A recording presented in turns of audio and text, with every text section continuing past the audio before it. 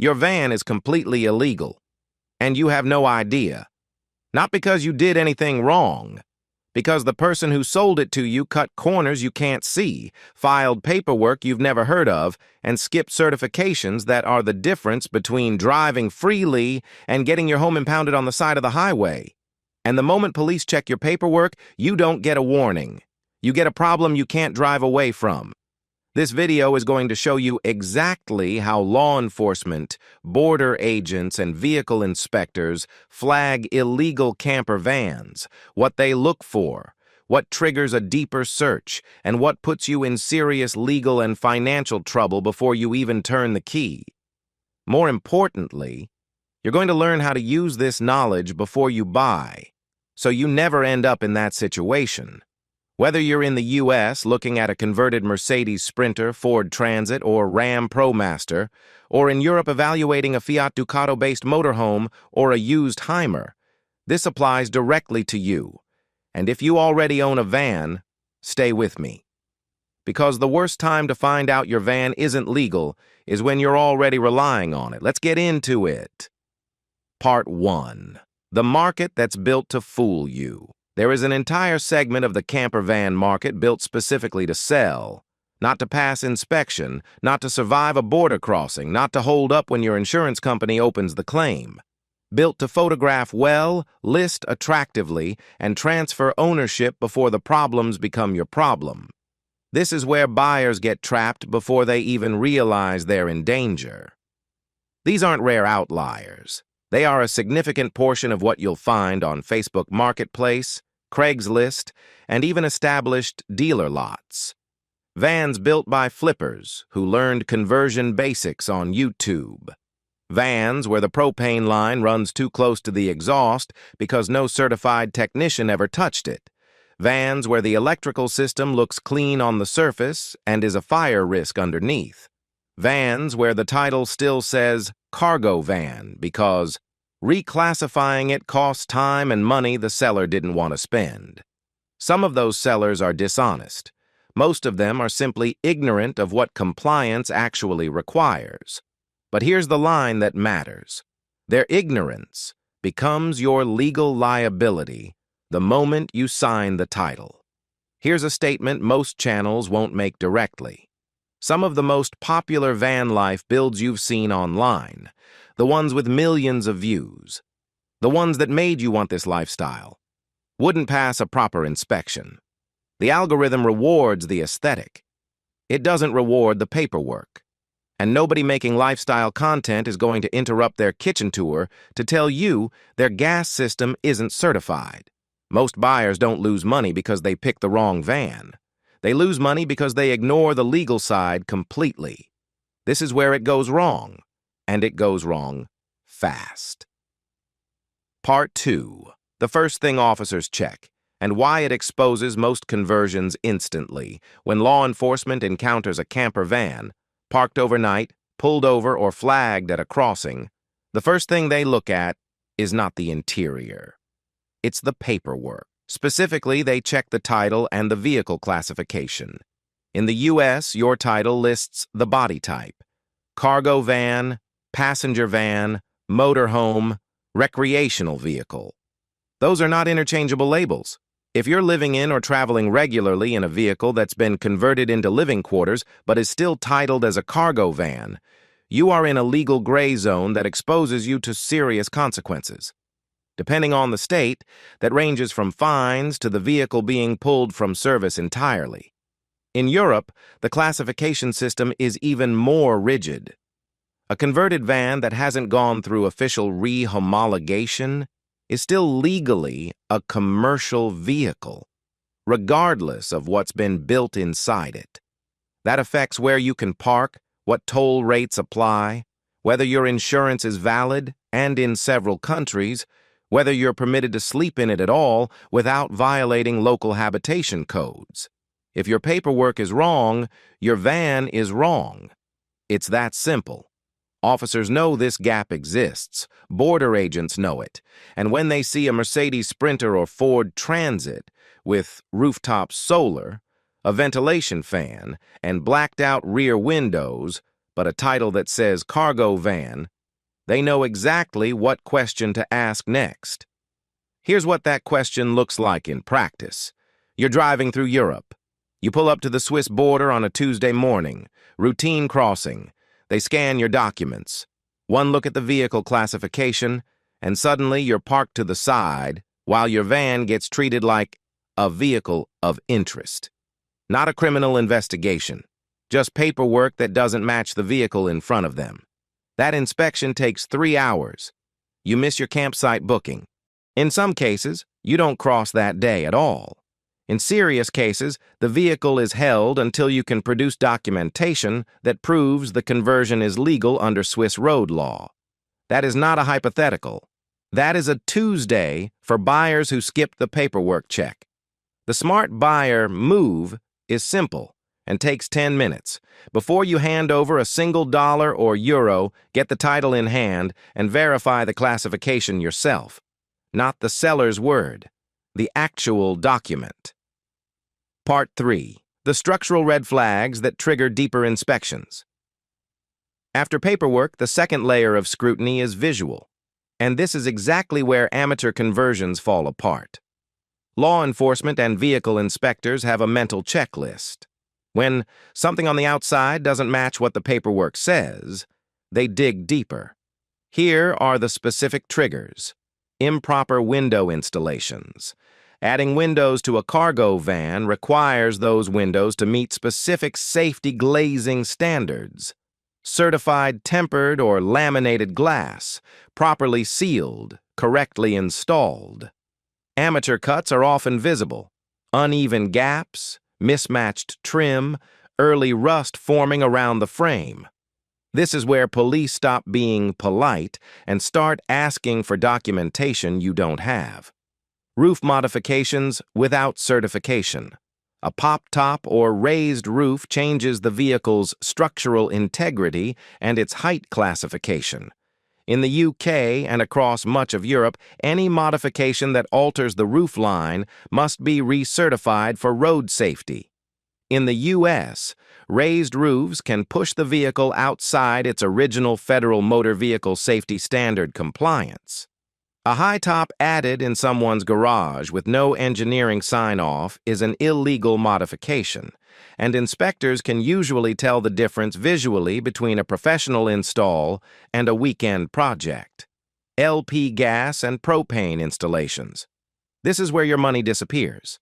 In the U.S., NFPA 1192 sets the standard for LP gas systems in recreational vehicles. In Europe, EN 1949 covers gas installations in vehicles used as living accommodation. Installations done without a certified technician, improperly routed lines, wrong fittings, missing shutoff valves, no pressure test records, are both illegal and genuinely dangerous. Here's the scenario that ends careers in van life. A family buys a $38,000 Sprinter conversion. It looks perfect. Professional wrap, solid solar, beautiful cabinetry. 8 months in, there's a gas leak. Small fire. Nobody is seriously hurt, but the van is badly damaged. They file the insurance claim. The insurer sends an assessor. The assessor finds the propane installation has no certification documentation. Claim denied. Total loss, with no payout. The builder has moved on. The seller is unreachable. That family is left with a burned-out shell and no legal recourse. That scenario is not rare. It is the predictable outcome of an uncertified gas installation, and it happens because buyers didn't ask for documentation before they bought. Electrical systems. Amateur wiring is one of the biggest silent problems in conversions. In the UK, 240-volt shore power wiring should comply with BS 7671. In the US, shore power systems should meet NFPA 70. Exposed cables, undersized wiring, missing fuse protection, improper grounding. Inspectors recognize these immediately as a build done without professional oversight. This is a safety defect, and depending on jurisdiction, it gets the vehicle taken off the road on the spot. This is where buyers get trapped a second time. They bought an illegal van, discovered the problems, and now face a full remediation bill on top of the purchase price.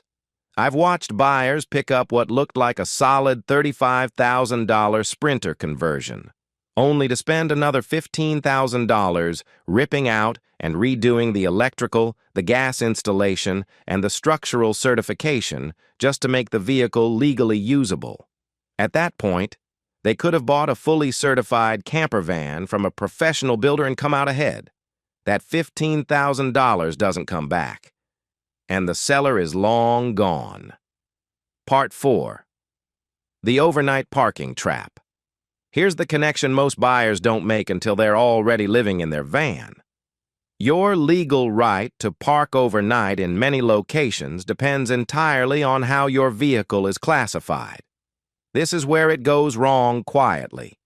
Not with a dramatic police stop, but with a fine at 2 a.m. and a requirement to move on immediately. In the U.S., rest stops and RV-designated campgrounds typically require a vehicle to be registered as a recreational vehicle to legally use those facilities. A cargo van conversion with no RV classification has no legal standing in those spaces. In cities with vehicle dwelling ordinances, Los Angeles, Seattle, Portland, and a growing list across the country, enforcement increasingly hinges on whether the vehicle has legitimate RV status. A proper classification gives you a real legal buffer. An uncertified conversion gives you nothing to stand behind when the officer is standing at your window at midnight. In Europe, Aires in France, Stellplätze in Germany, and designated motorhome areas across the continent are legally reserved for vehicles meeting specific classification criteria. If your registration doesn't reflect the correct motorhome category, you are technically not entitled to those spaces. In countries with aggressive enforcement, that means fines, being moved on in the middle of the night, and in repeat situations, escalating penalties. Here is the part that van life content won't tell you. A significant percentage of the builds you see filmed in those beautiful French Aires and German Stellplätze are operating without the correct vehicle classification. It looks completely legal on camera. The algorithm rewards the location. Nobody discloses the paperwork status because it complicates the lifestyle narrative. You deserve to know that what you're watching and what is legally defensible are often two different things. Part 5. The insurance and border crossing problem. If you plan to cross borders, state lines in the U.S., where titling rules vary, or international crossings in Europe, the legal status of your van stops being an administrative detail and becomes a hard barrier. In Europe, Germany, Switzerland, Austria, and the Netherlands all operate with rigorous vehicle inspection standards. A van that has been converted and not properly re-registered creates a conflict at the border that can result in being turned back, fined, or having the vehicle held pending documentation. Not inconvenient. Legally stranded in a foreign country with your home on wheels sitting in a holding area. In the U.S., insurance is the critical exposure point. Standard cargo van insurance does not cover a vehicle being used as a habitation space. If you have an accident while living in a converted cargo van insured as a cargo van, your insurer has legal grounds to deny the claim entirely.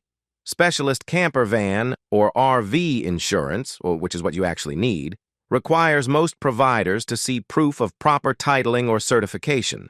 If you can't provide that documentation, you're either uninsurable in that category or carrying the wrong policy entirely. You won't find out which one until you need it most. This is where amateurs lose money, not at the point of sale, at the point of crisis. Part 6. The Smart Buyer Framework. Here is exactly what to do before you commit to any converted van purchase. Get the title first. Verify the vehicle classification before you evaluate anything else. Before you look at the interior, before you assess the solar setup, before you negotiate the price. The title must match what the vehicle is being sold as. If it doesn't, that's your negotiation point or your exit. Ask for documentation on every major system. Gas certification, electrical compliance records, structural modification approvals.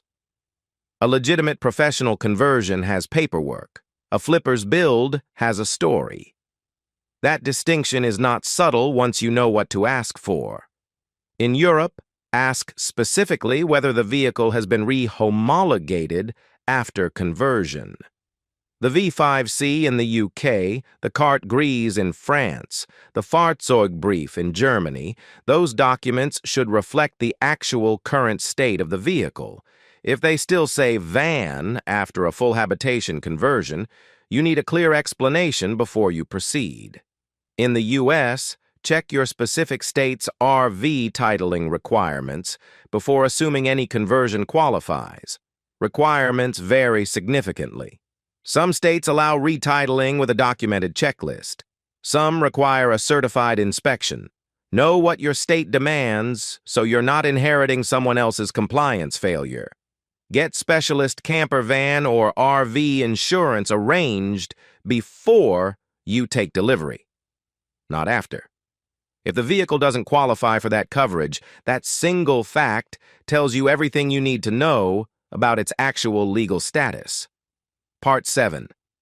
Who should buy and who should walk? Buy a properly certified conversion if you plan to use this vehicle frequently or as your primary residence. The legal and financial exposure from an uncertified build operating as your home on the road is too significant to rationalize with a lower purchase price.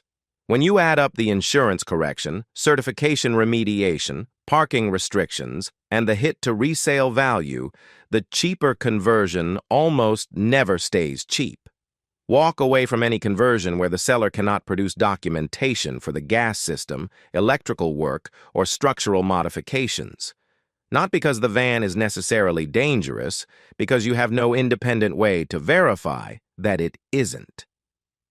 At a purchase price in this range, no way to verify is not an acceptable position. Be especially cautious with listings that lead with lifestyle photography and say almost nothing about build specifications. A builder confident in their work leads with the work. When the photography is the pitch, ask yourself what the photography is replacing. The camper van market has genuinely excellent vehicles in it.